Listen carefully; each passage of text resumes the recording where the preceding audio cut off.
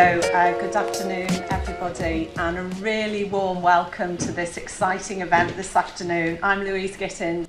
I'm leader of the council, and I'm absolutely delighted to be introducing it. I've been nagging our teams for several years now to have what is now called Chester Contemporary, so I'm really pleased that we're going to be launching it. And today has been a really good day full of culture and arts. This morning I chaired an online workshop, webinar, I'm not sure what you call them, about our COVID reflections projects, and that's a wonderful project that we've been running across the borough where artists and cultural organisations have been working with communities to capture their reflections on COVID, and it runs alongside some planting schemes in our parks where people can go and have quiet contemplation about COVID and the impact on their lives. So it's really good to have a full day full of culture. And what an amazing place Chester is turning into. I came here via the market, and then I came through Story House, and I thought just in that short sort of 6, 7, 8 years, Chester has really changed. And this will be our next step as we go on to the next level. So the launch this afternoon is introducing Ryan Gander as our artistic director. Those of you probably attended the event we had in the town hall. I can't remember when it was, but Ryan reckons it was about 6 months ago. Time really does fly when you're having fun as leader of the council. So Ryan is going to announce the Contemporary's confirmed artists. So this has been a big secret up until now, and we've been really privileged to be able to work with Ryan on this fantastic programme.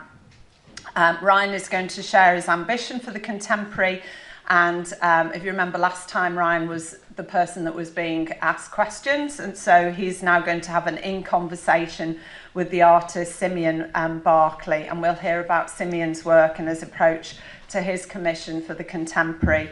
We're also going to hear more from 2 socially engaged projects that have been created with our communities in Chester. Patricia McKinnon-Day's artwork, Journey of All Imaginations, was created with the Chester market traders, and she's made a series of films exploring the realities of everyday market trading and the narratives of the individual personal journeys of some of our market traders. And then Larry Evans will be talking about the feast, which is a community celebration co-created by the people of Leitch. And hopefully we've got 5 community members here, have we, from Leitch? Are they here? Yes, great, okay. Who will join Larry in sharing the film that captures their engagement experiences as part of developing the feast. And then after this sort of formal bit, we're going to have some creative interventions by Chester artist Tim Foxon, who will be doing participatory sketching experiments. And I've no idea what that means, but it sounds very interesting. And we've had some fantastic food today, provided by the Chester Charity Soul Kitchen and their very special Chester tarts. Which was inspired by food memories of Leitch residents. So that's arts and culture actually coming to life and eating it, which is really fantastic. So our vision for Chester Contemporary is to transform Chester into a city that is known for an energetic visual art scene, where you'll find artworks that are provocative and challenge perceptions, that create surprising and unexpected experiences right across the city. It's been developed following a 2-year process of action research and feasibility, driven by a co-creation process bringing together artists, communities, potential partners and venues. And the programme has been developed by Cheshire West and Chester alongside Ryan Gander, the Hamilton Project, who are the project managers, and our very special partners, the University of Chester, Story House, Essential and Open Eye Gallery. And they are all collaborating together with a developing network of visual arts organisations and initiatives right across the city. So a fantastic example of partnership working and the difference that it really can make when we all work together. So now I'd like to thank the funders, and I think there's going to be a slide which shows the funders. So these are all the people that have contributed to the project. So we've had money from the UK Shared Prosperity Fund, Arts Council England, Henry Moore Foundation, Historic England, and everyone else that I've mentioned that's on that that's on there. So I'm sorry if I didn't read your name out, but you can see it in writing there. So there are already many amazing projects, programmes and events delivered by organisations across the city, and Chester Contemporary will be an exciting addition to the burgeoning visual art scene developing in our city. So I'm delighted now to hand over to Ryan Gander, who is originally from Chester, and his work is now commissioned and shown all over the world. And he's thrilled, I understand, to be back to lead this programme. Sorry if you're not thrilled, Ryan, but I'm sure you are. And Ryan has got the awesome job of announcing the artists that are going to be participating. So Ryan, over to you.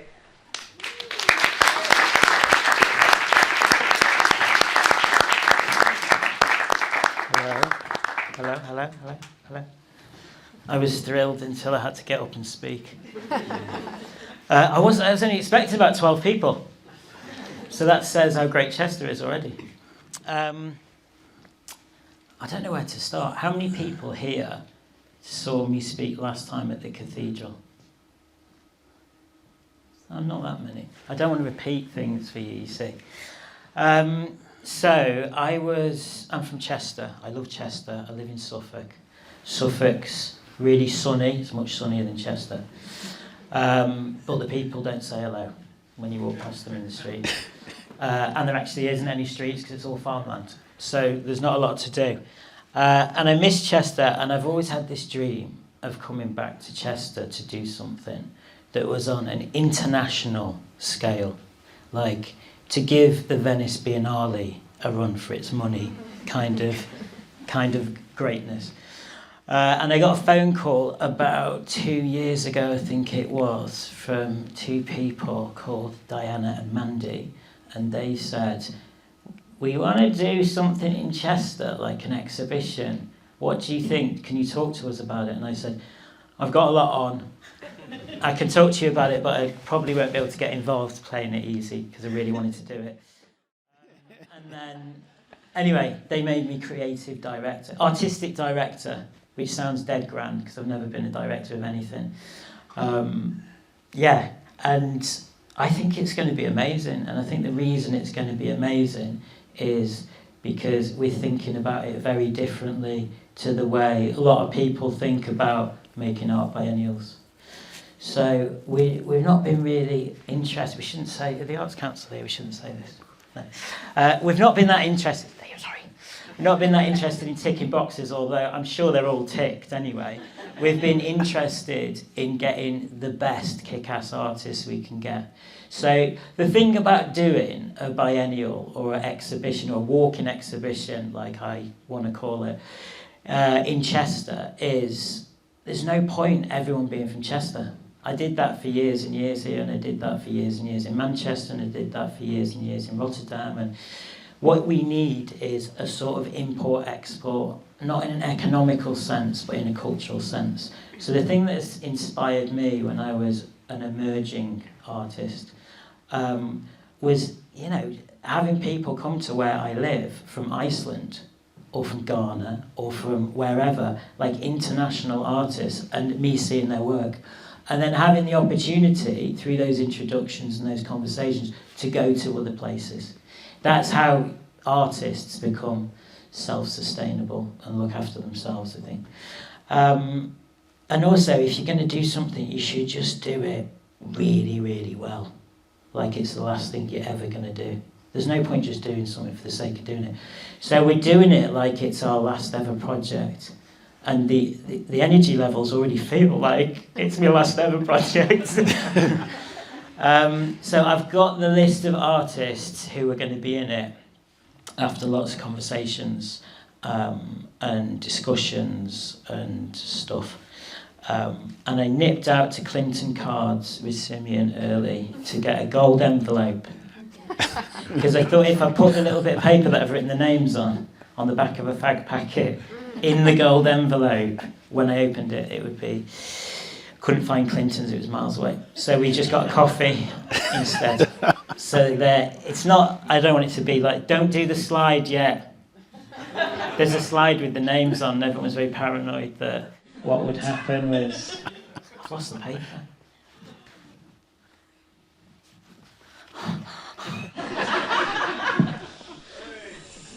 Oh, right, hold on.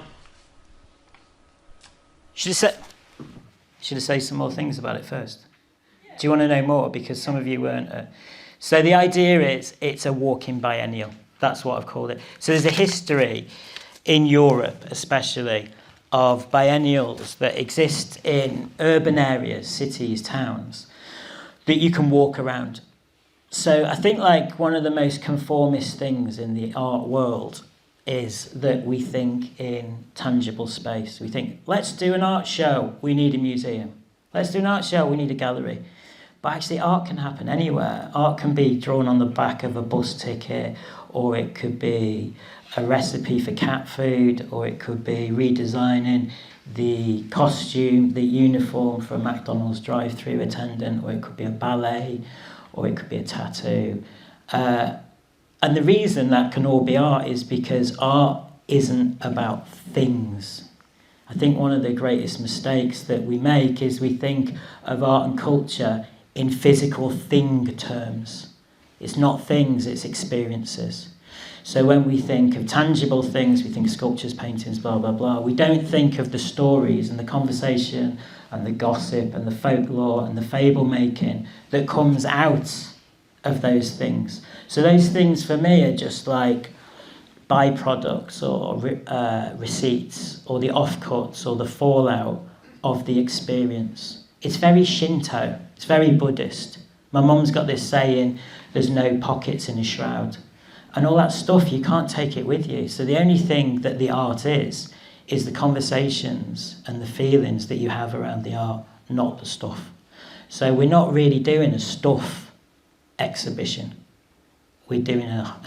It sounds dead cheesy, this, isn't it? It's like one of those Instagram motivational things in 30 seconds. Everyone's crying, need background music. We're not doing a stuff thing. We're doing a storytelling thing. We're doing gossip, rumour, and that brings people together. And ideas are more exciting than stuff. And you have to store stuff. Where does it go afterwards? So, hold on, notes.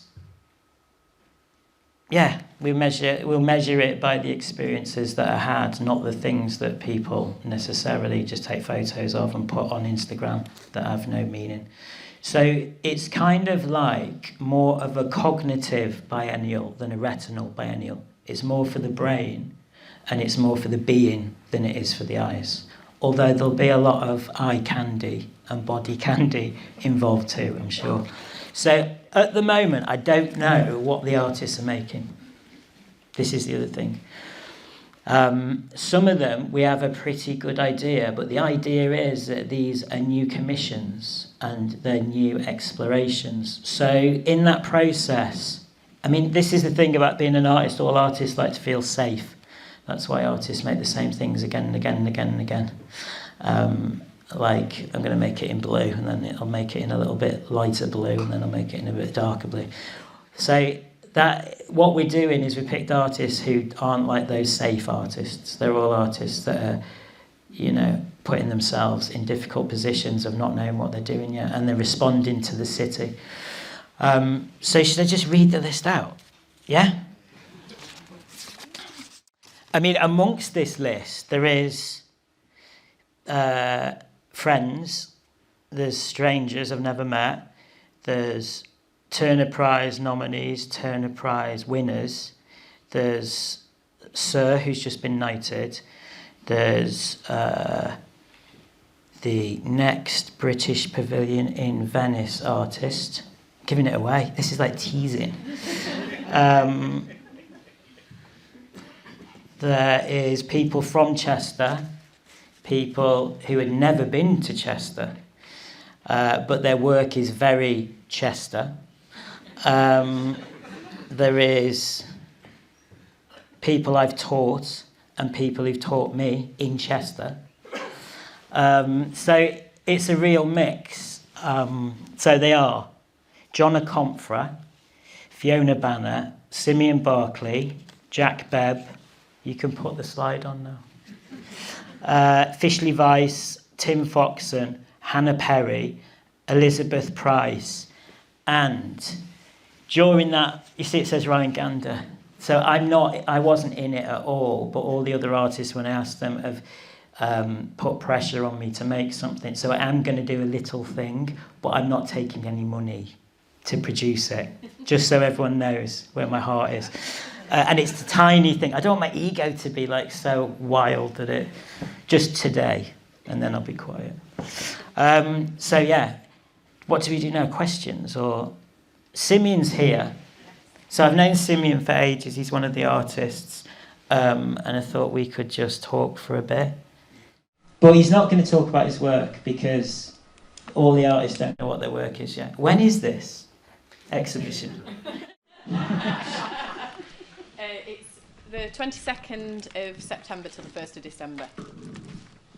22nd September September to the 1st of December. to the 1st of December.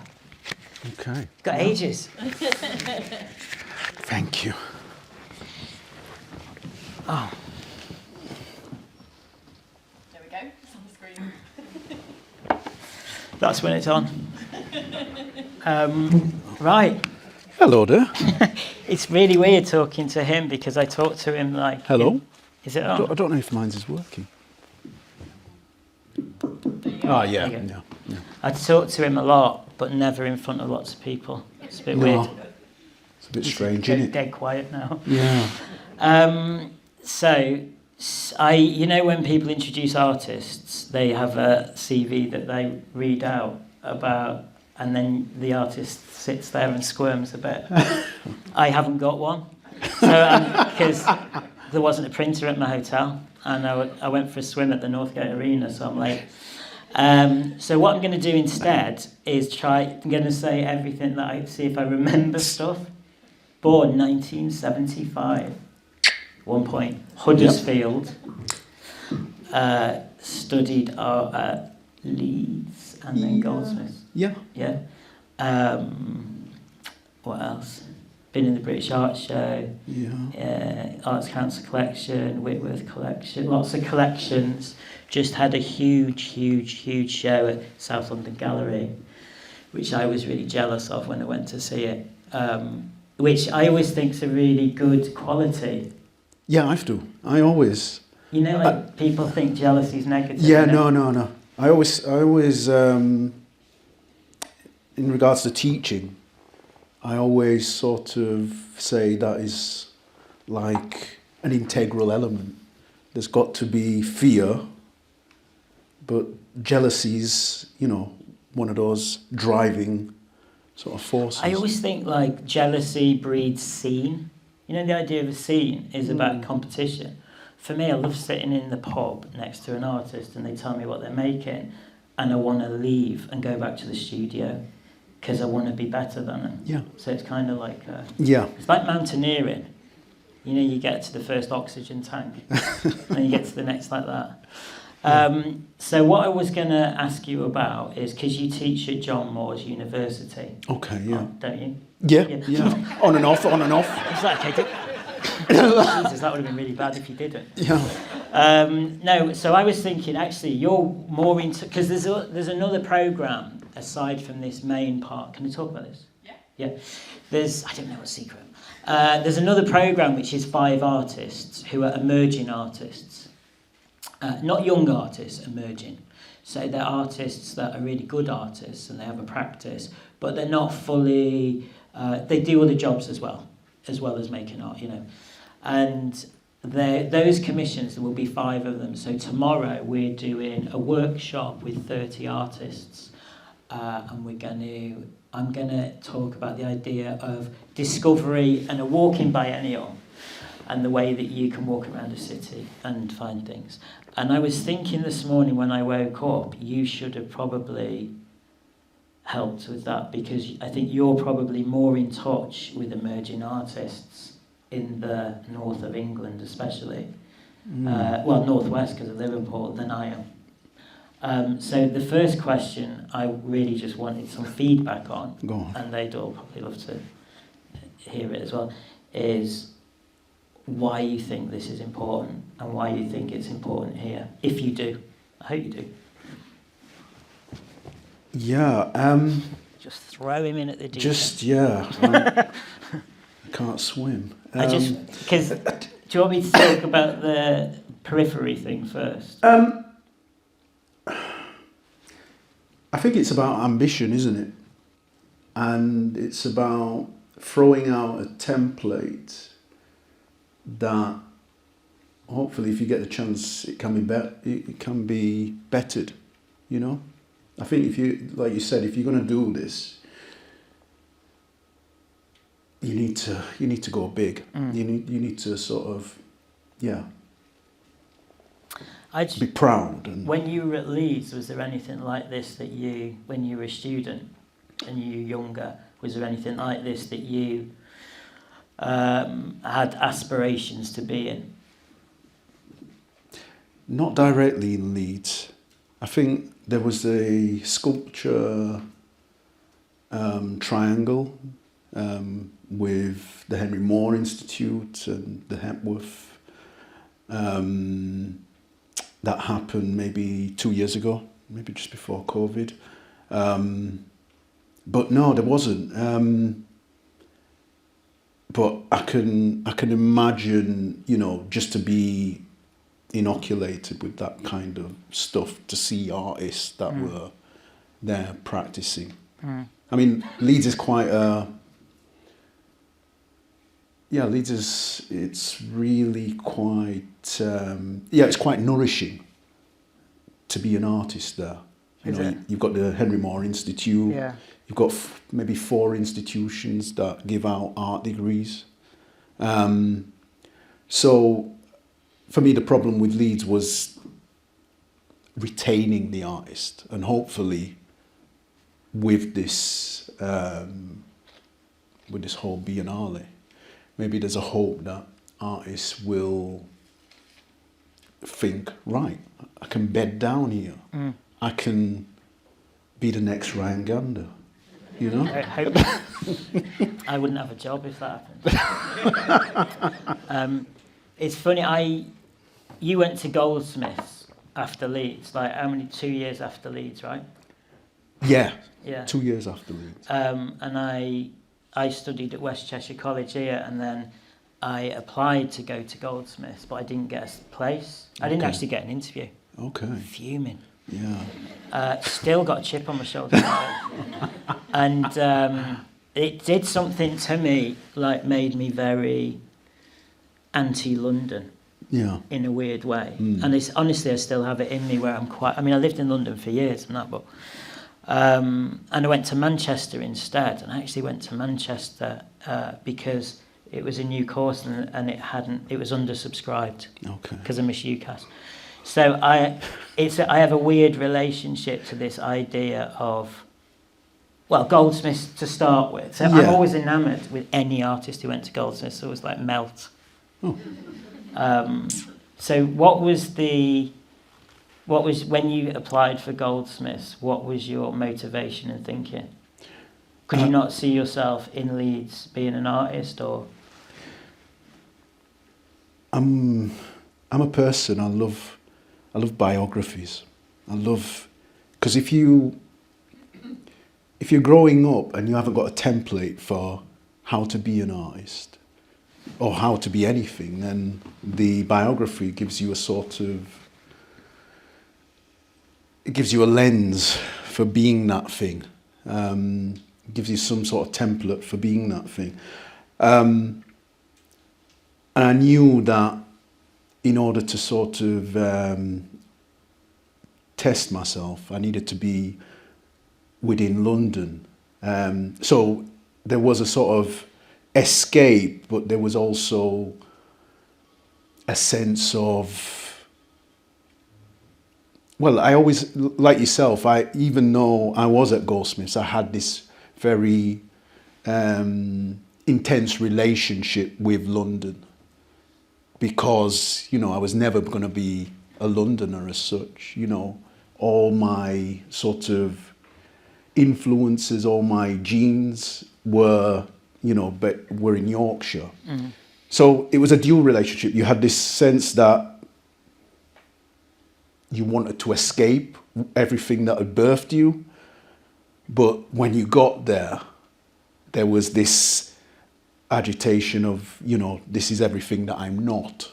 So I always remember I'd go back and forth, and that was the energizer, If I went back north, then I was like, right, okay, this is something of what I am. It's not everything, but it's something of what I am. I can relate to certain things.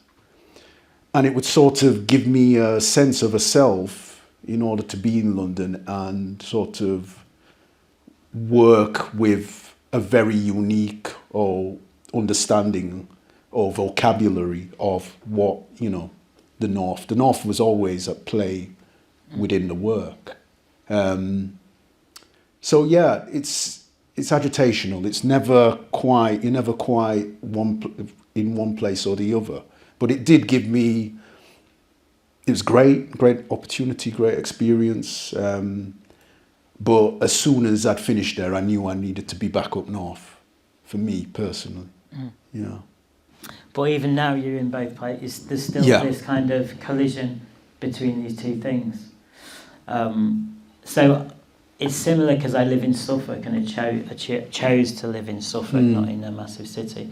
And the reason that I did that is because I imagine, in my mind, the two greatest currencies for artists, they're not money, they're time and their space, which is weird because there's this artist gets stuck, as many of you know, gets stuck in this vicious circle of needing a studio. And then when they get the studio, they need the money to pay for the studio. So they don't have the time because they're doing the job to pay for the studio. They don't have that time to spend in the studio. So they have a job to have an empty studio, which is ludicrous.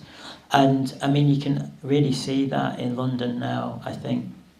And in New York, you can see it really, really visibly, that it's basically all the artists are just toffs who have trust funds. There's no artists anymore. They've been pushed out to, beyond the outskirts of London and of New York, beyond Brooklyn. Brooklyn's just, it's like Manhattan now. So, and I think we're at this moment, especially in British culture, where people are reassessing, artists are reassessing what their values are. So if you look at Margate, and you look at Manchester and Leeds and lots of cities in the north especially, you see whole communities of artists, of really, really, really well-known artists, like international reputation artists, popping up, not in London. People are just leaving. And I think that's so good. Because the other thing is, the decade that I did live in London, I spent most of my time with a warm beer on a cold street outside a gallery, doing the same thing every night, and not actually making any art anyway, thinking, I need to connect. Well, there's no point connecting if your work's terrible, because you're not in the studio. So, I think it's interesting that you spend half the time in London and half the time up in Leeds, Huddersfield, because I think you see more, and you work more and you gain more doing that. I think the silence is just as important. So this is what I'm thinking with, when we went for a walk before to get the gold envelope that we didn't get. No, it's never going to work. We were talking about the logo of the. Oh no, it's your work. Do you like the football? Bloody hell. This is maybe we should talk about this. This is the show at the South London Gallery. Yes. You don't want it? No, you talked about it a lot. Yeah. Seen the interviews about it. He's over it now. I watched the video. Oh, did you? The documentary. Okay. In the front, and I was like, I didn't know all that about his work. It's really complicated. Yeah. No, what I love about your work is how sophisticated it is. It talks about things that are really, we all get, but in a really sophisticated way. Not that you try to camouflage the issues, but just that you do them in this really personal, idiosyncratic way. So it's a longer journey to get there. Yeah, I love that. Yeah, I love that. Should have recorded that. Yeah, I think it was... all my stuff sort of has a personal genesis to it, and then I sort of feed it through a lot of popular cultural discourse. So who's this puppet of? So it's a puppet of Ray Winston. Yeah, Right. Ray Winston from the film Scum. His name's Carling in the film. And it was an image that absolutely scared me. I probably wasn't of the age to have been exposed to it at the time, but it's just been a reoccurring thing. So I thought, right, in order to sort of get to grips with that, I need to make him. And he talks, I suppose, I was interested in institutions and how he navigated through the institution, and how institutions as a whole are there to protect you, but at times they can do you a lot of damage. And I was quite interested in his sort of navigation of institutions. And I suppose they can sometimes suck out your subjectivity, your individuality, your sort of the impulse to roam, to think, to think outside of yourself. There's a sort of I always think the logic of institutions is what makes us feel safe. And that's what makes us ultimately all conformists, and that's also what prejudice comes from. Not bad prejudice, but the way that we prejudge things. If there's a red man when you're crossing the road, you don't cross the road because you've seen people be knocked over. So these are institutions that exist. I mean, there's a lot of this in your work, isn't there? Yeah. This power play between the individual and the collective, but who's part of the collective? Can you tell us what this is? Wait, this is I think it was just a case of experimenting with structural elements around this all-encompassing sort of force, and I wanted to, I don't know if it is me or a sort of a reference to me, but I'd always been basically I came to the decision, I was thinking, if it is going to be me, or if it is going to be somebody that looks like me, what are they going to wear? And that brought a whole load of decisions. But I suppose in relation to Carling and this sort of machismo, and I wanted to sort of deflate, I wanted to sort of rub Carling up in a way. So I remember listening to Elton John. My mum was into Elton John. And Everyone's mum's into Elton John. Yeah.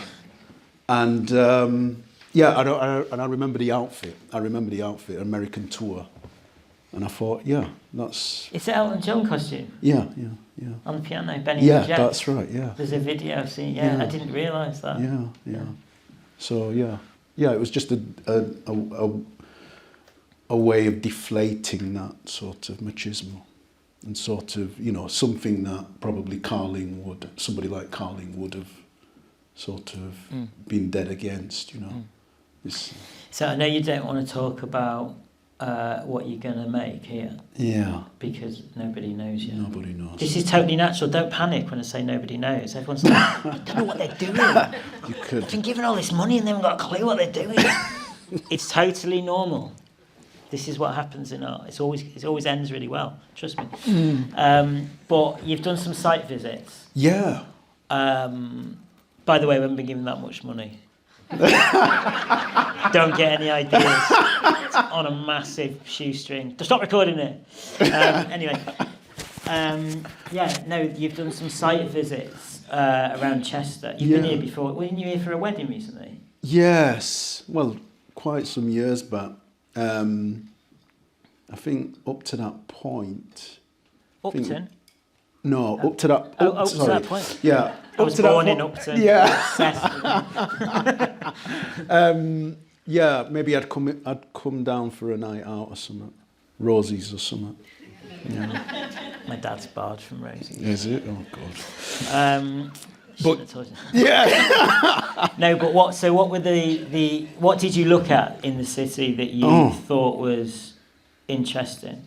Because I think the thing with me with this exhibition is I'm dead excited by, we're all different, and this what I think is really crazy about humans and art is we go into galleries and we go into museums and our minds are like turned on to look at stuff and absorb stuff. So everything's heightened, isn't it? And like highlighted. Yeah. And we start thinking about everything we see. Like if this was in a museum, you'd be like, what's this about? But in the real world, it's just a glass. Yeah. But it still has the same meaning. And I have a huge buzz in just wandering around any place and looking, but with the art brain turned on. And the science and the systems, the semiotics and the signifiers of the languages and the cultures and the sociology of everything that happens in a city. Thousands and thousands of amazing things. And I think essentially what happens outside now is as interesting or more interesting than the show, whatever the show is at the moment, at Tate Liverpool.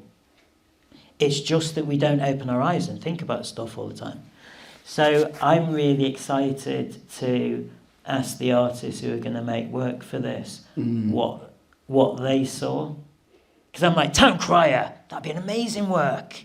Lady Diana Boat, make a cocktail from the boat. Yeah. I'm just like, well, I'm not allowed to make anything. So I'm like, yeah. There's nothing... I mean, there's a whole lot, actually. It's like it's a heritage site. It's, and there's a history around the place that,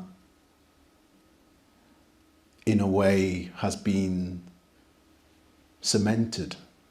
And in a sense, it has to be, because in order to sell something, in order to sell Chester, you usually have to, well, in order to sell anything, you have to hem in what it is. It's sort of like a museum, when it tells a story, can't afford to be so idiosyncratic. It's a building with a limited sort of square footage. Or I also think of this in relation to tabloid newspapers, big story, boom, image, and everything is sort of clarified within 2 minutes. And there's a kind of spareness and directness that is really cool, but, it doesn't tell the whole story. And I suppose going around Chester, it's a modern city, as well as all that, quite taken aback by its sort of maybe 50s, 60s architecture. Yeah. Really startling buildings, but again, that sort of gets downplayed. So there's a lot. I mean, I might have just gone blank, but it sounds like there's when you said that, my mind went off wondering, and it made me think of all the other Chesters that we don't. What do you call it? Like cordial. Concentrate. Concentrate. Yeah. Yeah. That we don't concentrate into a single identity. There's all these other Chesters. Yeah. Like, I just started thinking, what are the 10 other Chesters that we don't think of it because we've not condensed it into... Yeah. That's really interesting. Yeah. Yeah, I remember when I was a kid. I mean, because I've, spent my youth here. Yeah. I have all these other Chesters in my head. That's cool. Like, there was when the city was open and you could drive round it. Mm. I think it was closed in a good way. It was closed because it was actually a boy racer circuit. Okay. But there became a whole... Does anyone remember that? There became... I guess it was in the early 90s, maybe. There was a whole culture of boy racers, but it became like the... I mean, it was absolutely really dangerous. Obviously, I think it happened in lots of northern cities. Yeah. But the culture behind it was fascinating. Yeah. That there was all these kids that had like save up for these little add-ons for their car, and they'd be so into this thing. There's somewhere in LA like that, isn't there? Yeah, it's a still certain like boulevard. that in LA. Yeah. But they've got the LA River, Right. and it's dry like most of the year, so they can race on that, and the police just let them do it. Okay. You know where the guy from Red Hot Chili Peppers was? Under the bridge downtown, Okay. where I drew some blood. That's under the bridge of the... Anyway. Yeah. Thanks. No. So what... Yeah. We can't wait to see Simeon's work, can we? Look at me, I'm like a... I feel like I'm in a TV show. It's so weird, and I'm not. I'm at Storyhouse. So next week on the Gander show, we've got... no, thanks so much for talking I've got to a book us. to sell as Yeah. well. We'll do that after the commercial break. Yeah. I don't know what's on the itinerary now. We've got some other people speaking who aren't going to just Wander. make it up Yeah, like we did, who know what they're doing. But thanks, Simeon, Yeah. Thank you. for talking.